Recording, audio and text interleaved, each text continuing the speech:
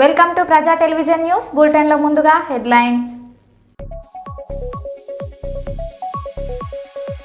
కర్నూలులోని Gurudatta polyclinic లో doctor Shankar Sharma ఆధ్వర్యంలో నిరుపేద వృద్ధులకు స్వెటర్ల పంపిణీ కార్యక్రమం.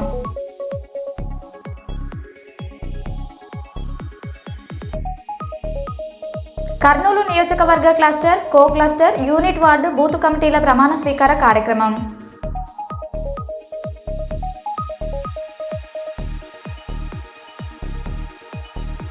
శంషాబాద్ ఎయిర్పోర్టులో ఇండిగో సిబ్బంది వైఖరితో తీవ్ర ఇబ్బందులు ఎదుర్కొంటున్న ప్రయాణికులు.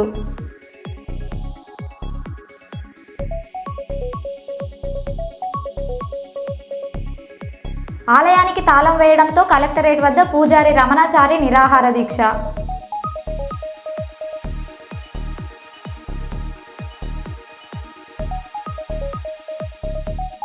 వరంగల్ జిల్లా గ్రామ పంచాయతీ ఎన్నికల ప్రచారంలో ఇరు వర్గాల ఘర్షణ.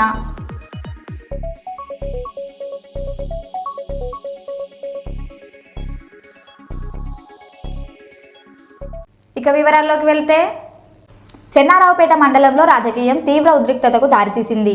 నిన్నటి సోమవారం రోజు సుమారు రాత్రి 11 గంటల ప్రాంతంలో చెన్నారావుపేట మండలం చెరువుకొమ్మ తండాలోని బోడ తండాకు చెందిన బీఆర్ఎస్ కార్యకర్తలపై కాంగ్రెస్ వర్గీయులు దారుణంగా దాడి చేశారు. దాడి తీవ్రత చాలా ఎక్కువగా ఉంది. సుమారు 20 మందికి పైగా కాంగ్రెస్ కార్యకర్తలు ఒక్కటై కేవలం 5 బీఆర్ఎస్ కార్యకర్తలపై కర్రలు, రాళ్లతో విచక్షణ రహితంగా దాడి చేసి తీవ్రంగా గాయపరిచారు. ఘటన తీవ్రత తెలుసుకున్న నర్సంపేట మాజీ శాసనసభ్యులు పెద్ది సుదర్శన్ రెడ్డి గారు వెంటనే బోడతండాకు చేరుకుని గాయపడిన బీఆర్ఎస్ కార్యకర్తలను పరామర్శించారు.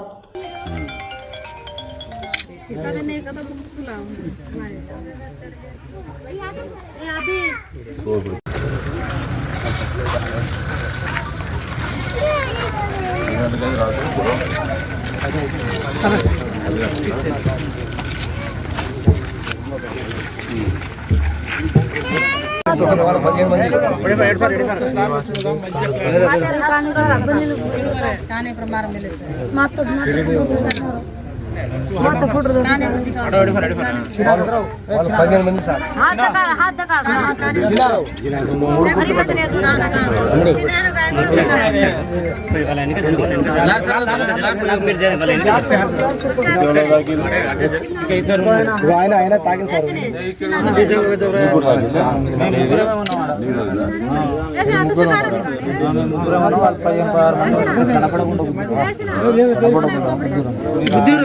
మెడికల్ సిటీగా కర్నూలు నగరం మారిందని రాజ్యసభ మాజీ సభ్యులు టీజీ వెంకటేష్ అన్నారు. కర్నూలులో నూతనంగా ఏర్పాటు చేసిన బ్రెయిన్ అండ్ స్పెయిన్ సెంటర్ను టీజీ వెంకటేష్ ప్రారంభించారు. అన్ని రకాల వైద్య సేవలకు కర్నూలులో హాస్పిటల్స్ అందుబాటులో ఉన్నాయని, అందులో భాగంగా brain and spine centre doctor Hemanth Kumar ఆధ్వర్యంలో ఏర్పాటు చేయడం సంతోషంగా ఉందన్నారు. NTR health university vice chancellor doctor Chandrasekhar మాట్లాడుతూ, కర్నూలులో అత్యవసర పరిస్థితుల్లో వైద్యం కోసం బ్రెయిన్ అండ్ స్పెయిన్ హాస్పిటల్లో మంచి చికిత్స అందిస్తామని తెలిపారు.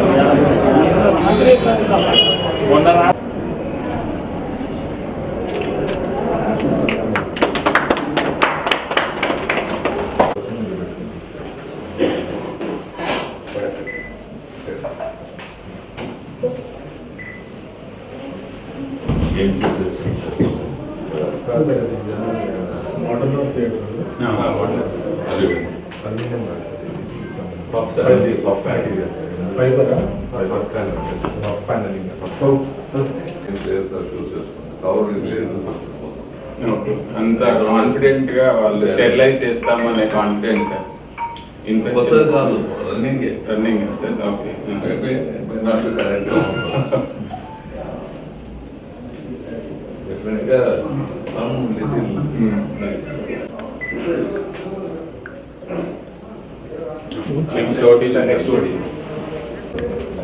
సార్ ఎన్నికరా కొంచెం ఎన్నికరా బ్రదర్ సార్ ఒకసారి సార్ సార్ ఫోటో పడుతుందా పడుతుంది సార్ సార్ ఒక్క నిమిషం సార్ చప్పట్లు కొట్టాలి అలా చూడండి సార్ సార్ సార్ సార్ ఇలా చూడండి సార్ సార్ ఒకసారి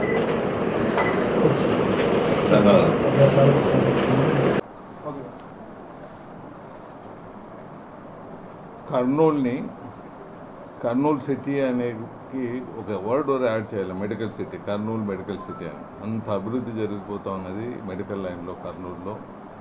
మామూలుగా మనకు చుట్టుపక్కల మన కర్నూలు ప్రాంతమే కాకుండా కర్నూలు జిల్లా, నంద్యాల జిల్లానే కాకుండా మనకు రాయలసీమ ప్రాంతం వారు వస్తుంటారు, ఇక్కడ మహబూబ్ నగర్ జిల్లా వాళ్ళు వస్తుంటారు, కర్ణాటక నుంచి వస్తుంటారు, రాయచూరు ఇక్కడి నుంచి. సో చుట్టుపక్కల అన్ని జిల్లాలు, వెదర్ కర్ణాటక అనుకోండి, ఆంధ్ర అనుకోండి, తెలంగాణ అనుకోండి, అన్ని జిల్లాల నుంచి ఇక్కడ పేషెంట్లు వస్తుంటారు, ట్రీట్మెంట్ తీసుకుంటుంటారు. అందుకే కర్నూలు మెడికల్ సిటీ అని పిలిస్తే బాగుంటుందేమో. చాలా చక్కగా మెడికల్ సైడు ఒక టాప్ ఎవరెస్ట్ శిఖరానికి చేరుకుంది ఇక్కడ ఈ ప్లేస్లో. ఇందులో భాగంగా బ్రెయిన్ అండ్ స్పైన్ ఒక హాస్పిటల్ని మన చంద్రశేఖర్ వాళ్ళ ఫ్యామిలీ మెంబర్స్, హేమంత్ కుమార్ గారు, స్నేహ గారు, రాఘవేంద్ర గారు, మరి ప్రీతి గారు, వీళ్ళు డెడికేటెడ్గా ఒక హాస్పిటల్, ఒక అలావుద్దీన్ అద్భుత మాదిరిగా రాత్రే ఒక వండర్ఫుల్ హాస్పిటల్ ఇక్కడికి వెలిగింది. ఇక్కడ వాళ్ళకన్నా ఎక్కువ ప్రజలకు ఇక్కడ ఉండే చుట్టుపక్కల ఉండే ప్రజలకు ఇమీడియట్ బెనిఫిట్ దొరికే విధంగా ప్రజల మధ్యన పరిపాలన అన్నట్లు ప్రజల మధ్యన సేవా కార్యక్రమానికి వచ్చింది. చాలా చక్కగా హాస్పిటల్ నిర్మించారు. హాస్పిటల్ నిర్మించడమే కాకుండా హాస్పిటల్ తోడుగా డాక్టర్స్ కూడా అన్ని రంగాల్లో, వీరి ఓనర్స్ ఉండే స్పెషాలిటీ కాకుండా మిగతా స్పెషాలిటీ వాళ్ళని ఇక్కడ పెట్టారు. సో తప్పకుండా ఇది 100% సక్సెస్ఫుల్ రేట్తో ముందుకు వెళ్తుంది. సో ఇందుకు గాను పెద్దలు వచ్చారు, చంద్రశేఖర్ గారు, మరి వెంకటేశ్వర్లు గారు వచ్చారు, మరి ఆదో నుంచి శ్రీకాంత్ వచ్చారు, మరి అందరికన్నా ముఖ్యం మనకు గోవింద్ రెడ్డి గారు వచ్చారు, సీతారాం గారు గురించి ఎక్కడైనా నేను చెప్తూనే ఉంటాను. 50 years బ్యాక్ మా సెక్యూరిటీ ఆఫీసర్కు brain operation. Shekhar cardiologist, presently vice ఛాన్సలర్గా ఎన్టీఆర్ హెల్త్ యూనివర్సిటీలో ఉన్నాను. ఈ రోజున ముఖ్యంగా బ్రెయిన్ అండ్ స్పైన్ సెంటర్ ప్రత్యేకంగా ఇది స్టార్ట్ చేయడము, ముఖ్యంగా పెద్దలు శ్రీ టీజీ వెంకటేష్ గారు రావడము.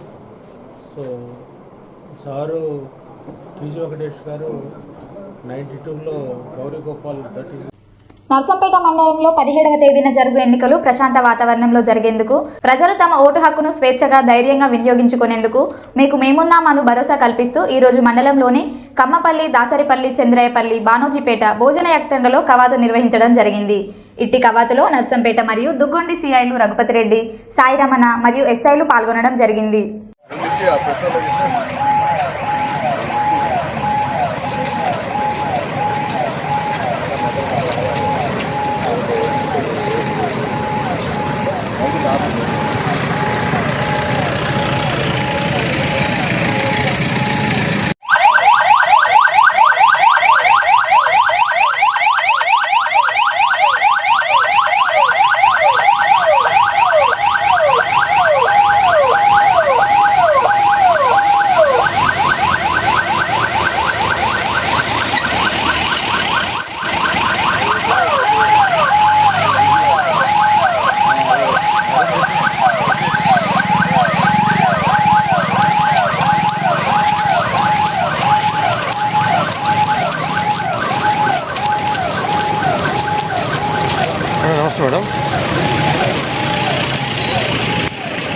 గ్రామంలో నిరుద్యోగం, ఉపాధి కల్పన, గ్రామంలో మౌలిక సదుపాయాలను కల్పించే దిశగా ముందుకు పోతానని టీటీఎస్ అంతర్గం సర్పంచ్ అంబోతు రవికుమార్ తెలిపారు.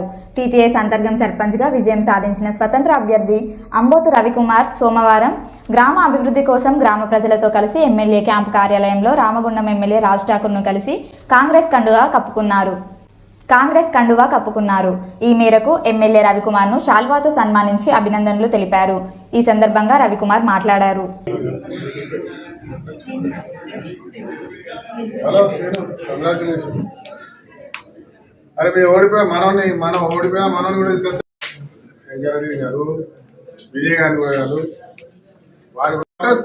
భూములు పంచాలి కదా మంచిగా 6 గుంటలు నేను 10 గుంటలు ఇవ్వాలని డిమాండ్ చేస్తాను.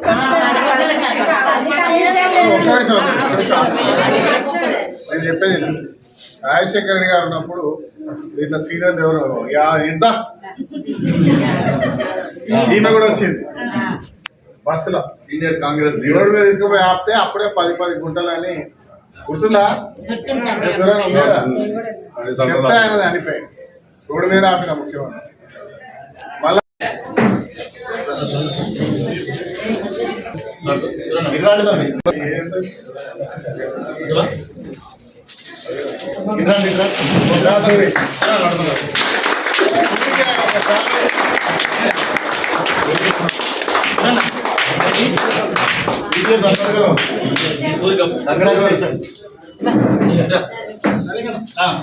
మన సీనియర్ కొడుకు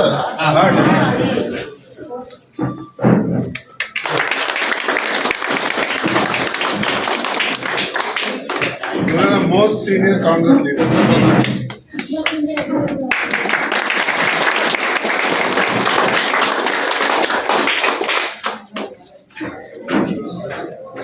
అందరికీ శుభాకాంక్షలమ్మా. గ్రేట్ ఏంటంటే మొత్తం యూత్ లీడర్ వచ్చారన్న సర్పంచ్ అంతా యూత్ పిల్లలు అంతర్గాంకి అద్భుతమైన డెవలప్మెంట్ వస్తూ ఉంది. మీ అంతర్గాం సమస్య ప్లాట్లది అది కూడా రిజాల్వ్ అయింది. గట్టిగా సూర్యన కొడుకు చేతులు అవుతారు. ఆడ పోటీ చేసిన వాళ్ళందరూ కూడా మన వాళ్ళే, ఓడిపోయిన వాళ్ళు. ఇక నేను అందరికి మీడియాకి ఏం చెప్తున్నా అంటే ఓడిపోయిన వాళ్ళు మన వాళ్ళే, గెలిచిన వాళ్ళు. సో అందరం కుటుంబమే, కాంగ్రెస్ కుటుంబం. కొట్లాట కథం అయిపోయింది. మళ్ళీ అందరం కలిసి చేద్దాం. ఒకవేళ ఎయిర్పోర్ట్ వస్తే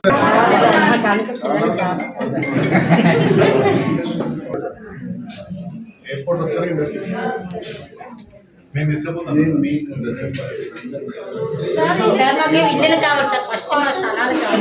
మంచిర్యాల జిల్లా జైపూర్ మండలంలో మంత్రి వివేక్ వెంకటస్వామి గారు ఆధ్వర్యంలో కాంగ్రెస్ బలపరుస్తున్న ఉంగరం గుర్తు గూడ భాస్కర్ని మధ్య అత్యధిక మెజారిటీతో గెలిపించాలని కోరడం జరిగింది.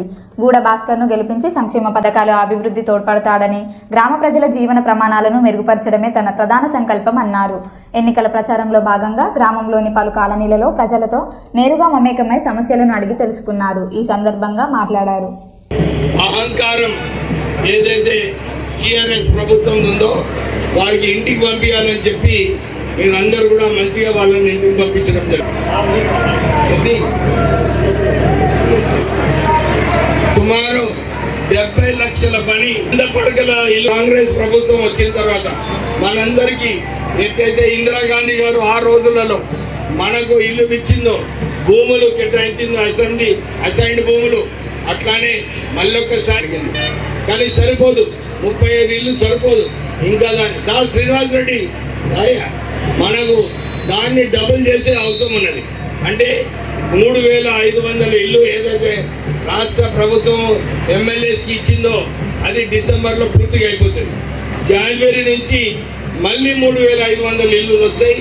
మన జైపూర్ గ్రామానికి మీకు 50 ఇందిరమ్మ ఇల్లులు శాంక్షన్ చేస్తానని చెప్పి మీ అందరికీ కూడా మాట ఇవ్వడం జరుగుతుంది. మీరందరూ ఈ విషయం గమనించాలి. మనకు ఇందిరమ్మ ఇల్లులు వస్తున్నాయి, మనకు 200 యూనిట్లు ఫ్రీ కరెంట్ వస్తుంది, 10 లక్షల వరకు వైద్యం గురించి మనకు రాజీవ్ ఆరోగ్యశ్రీ పథకం ఉన్నది, మనకు సన్న బియ్యం ఇస్తుండ్రు. మీరు ఈ విషయం గమనించాలి. రాష్ట్రంలో కూడా సన్న బియ్యం ఇవ్వలేదు, కానీ మన తెలంగాణ రాష్ట్రంలో రేవంత్ రెడ్డి గారు అందరికీ సన్న బియ్యం ఇవ్వాలని చెప్పి మనకు సన్న బియ్యం ఇస్తున్నారు.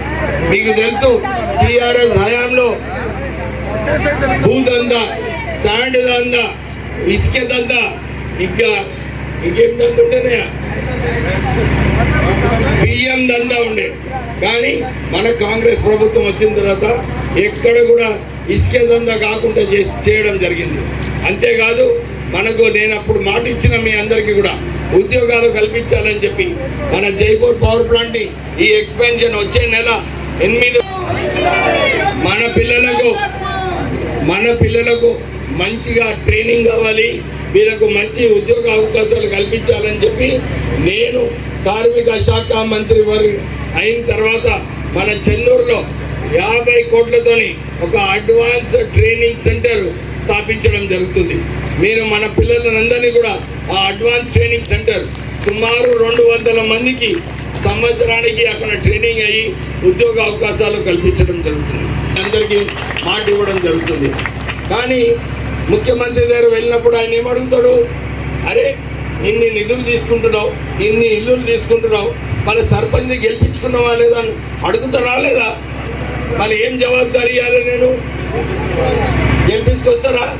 ఏమక్క గెలిపిస్తారా? అందరూ మన భాస్కర్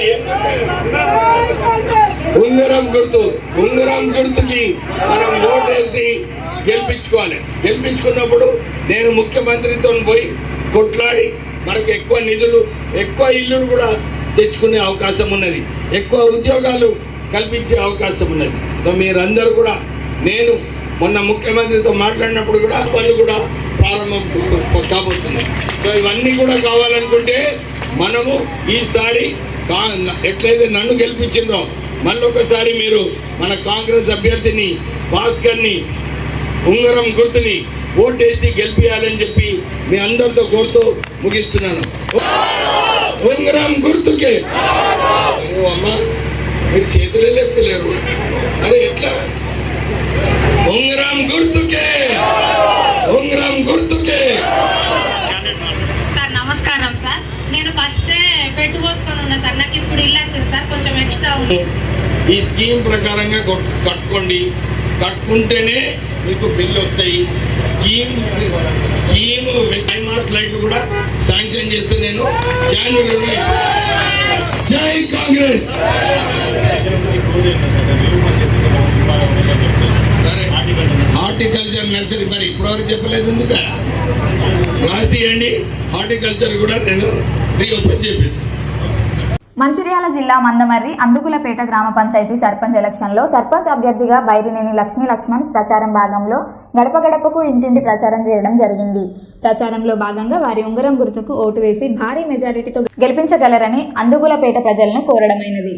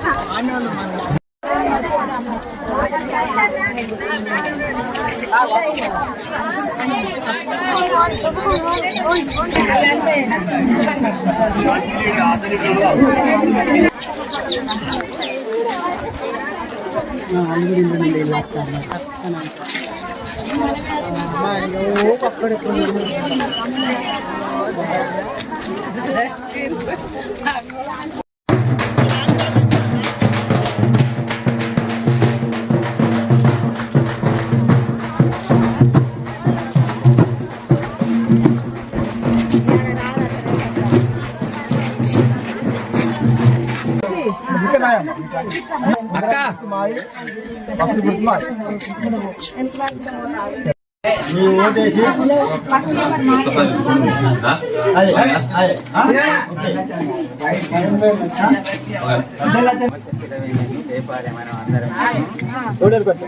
సమస్య మాకు చెప్పి కంపల్సరీ తీస్తే కూర్చున్నది నన్ను కనుక వాటర్ గ్లాస్ తీసుకురా. 2 కాదు, 5 తీసుకో.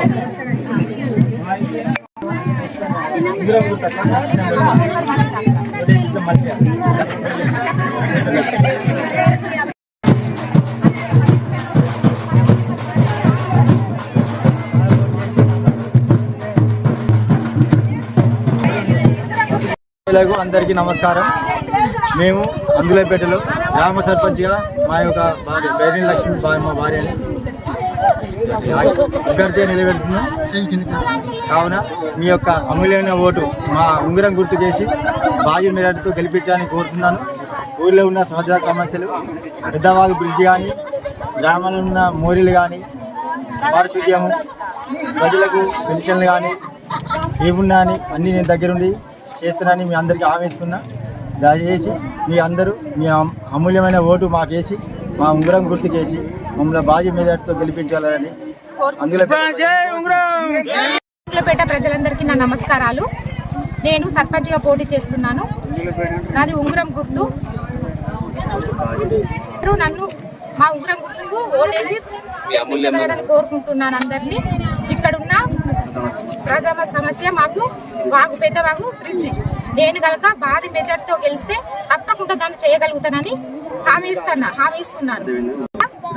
గ్రామంలో రోడ్లు కానీ, బోర్వెల్స్ కానీ, నాలీలు కానీ తప్పకుండా నేను చేస్తానని అందరికీ మనవిస్తున్నాను. ప్రజల సమస్యల పరిష్కారమే ప్రధాన ధ్యేయంగా ప్రజా కాంగ్రెస్ ప్రభుత్వం పనిచేస్తున్నదని వరంగల్ పశ్చిమ నియోజకవర్గ శాసనసభ్యులు శ్రీ నాయని రాజేందర్ రెడ్డి గారు పేర్కొన్నారు. సోమవారం రోజున గౌరవ శాసనసభ్యులు శ్రీ నాయని రాజేందర్ రెడ్డి గారు నియోజకవర్గ పరిధిలో 47వ డివిజన్ బోడగుట్ట, 31వ డివిజన్ షాయంపేట ఎస్సీ కాలనీ, 8వ డివిజన్ గుడిబండల్లో సుమారు రూపాయలు 1.70 కోట్లతో అంతర్గత రోడ్ల నిర్మాణం, సైడ్ డ్రైన్ల నిర్మాణ పనులకు శంకుస్థాపన చేశారు.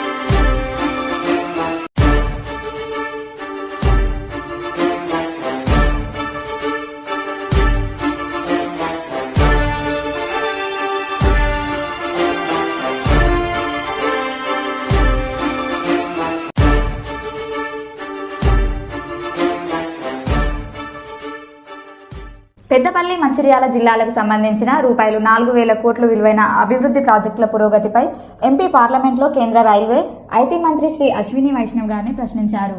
ప్రాజెక్టుల స్థితిగతులపై పూర్తి వివరాలతో సమాధానమిస్తామని మంత్రి హామీ ఇచ్చారు.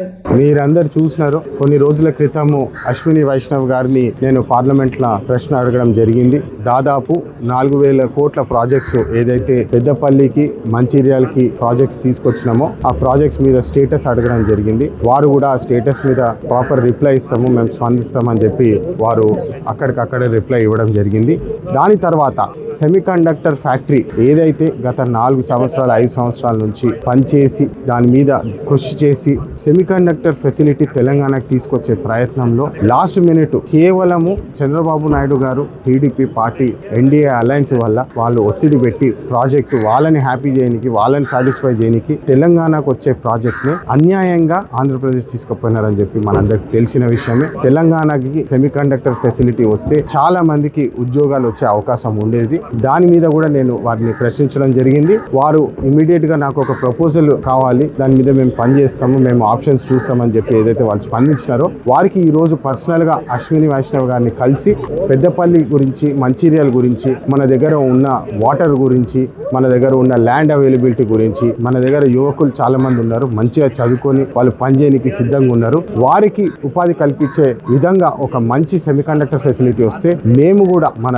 రాష్ట్రానికి మరి దేశానికి పనికొచ్చేటట్టు కష్టపడే యువకులు ఉన్నారు. ఖచ్చితంగా మీ యూనిట్ సక్సెస్ చేసి తీరుతాము. జై హింద్, జై తెలంగాణ. ఏళ్ల తరబడి నిర్లక్ష్యానికి గురైన ఆదోని నియోజకవర్గం సుల్తానాపురం గ్రామం ఈ రోజు అభివృద్ధి దిశగా ముందడుగు వేసింది.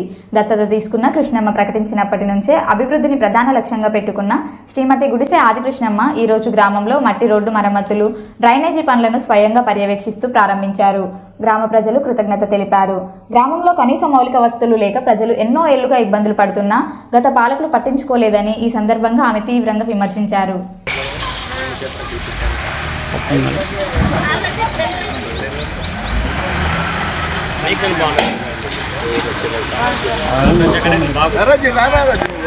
ఆడనే అన్నే పెట్టాలా కాదు నీళ్ళు పోవాలంటే ఇది హైట్ ఉండాలి, అది డౌన్ చేసుకోవాలి.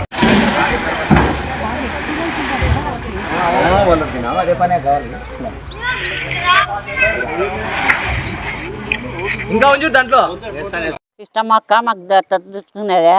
ఈడ నీళ్ళు వాడుతుండే, గలీజ్ ఎవరు పట్టించుకోలేదు. మేము ఇప్పుడు బాగా చేసింది మాకు రోడ్డు, అంతేనా, నాకు చెప్పనీకి వచ్చలేదు. చదువులు పోతాయి. మరో బులెటిన్లో మళ్ళీ కలుద్దాం. Stay tune.